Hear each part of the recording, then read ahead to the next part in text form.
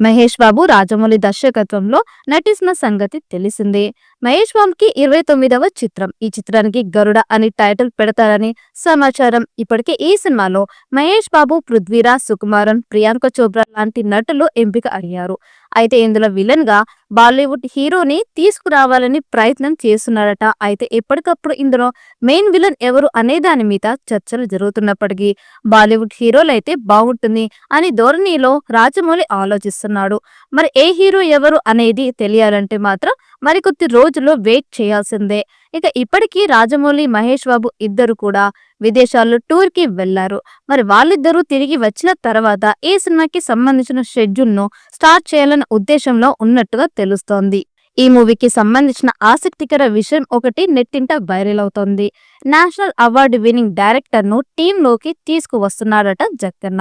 ఇంతకీ ఆ డైరెక్టర్ ఎవరనే కదా మీ డౌట్. ప్రస్థాన సినిమాతో నేషనల్ అవార్డు అందుకున్న దేవకట్ట. తాజా టాక్ ప్రకారం SSME 29 కి దేవకట్ట డైలాగ్ రైటర్ గా పని చేయబోతున్నాడట. దేవకట్ట ఇప్పటికీ జక్కన్న డైరెక్ట్ చేసిన బాహుబలి చిత్రానికి పలు సంభాషణలు అందించాడు. ఆ తర్వాత త్రిబుల్ R కోసం సాయి మాధవన్ బుర్రాను తీసుకున్న జక్కన్న ఈసారి మహేష్ బాబు సినిమా కోసం మళ్ళీ దేవకట్టను రిపీట్ చేస్తూ సినిమాపై హైప్ ను మరింత పెంచేస్తున్నాడు. దేవకట్ట సినిమాలంటే డైలాగ్స్ కు ఎంత ప్రాధాన్యం ఉంటుందో తెలిసిందే.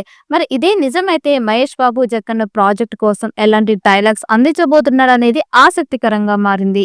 జక్కన్న తన సినిమాలకు గ్లోబల్ వైడ్ ప్రమోట్ చేసుకోవాలని భావిస్తున్నాడు. ఈ క్రమంలోని గ్లోబల్ వైడ్ గా సినిమా హిట్ కావాలంటే ఆ రేంజ్ లో ప్రమోషన్స్ చేసుకోవాల్సి ఉంటుంది. అంటే ఖచ్చితంగా సినిమాలో గ్లోబల్ బ్యూటీలే నటించాలి. ఈ కారణంగానే ప్రియాంక చోప్రాను చూస్ చేసుకున్నాడని టాక్ వైరల్ గా మారుతోంది. ముఖ్యంగా ఈమెకు బాలీవుడ్ లోనే కాదు హాలీవుడ్ లోనూ మంచి పలుకుబడి ఉంది. ఈ క్రమంలోని ప్రియాంక చోప్రా ఓ సినిమాలో నటిస్తుందంటూ ఖచ్చితంగా హాలీవుడ్ లోనూ ఆమెకు మంచి పబ్లిసిటీ ఏర్పడుతుందని, దీంతో ప్రియాంక చోప్రాని జక్కన్న సెలెక్ట్ చేసుకున్నాడట.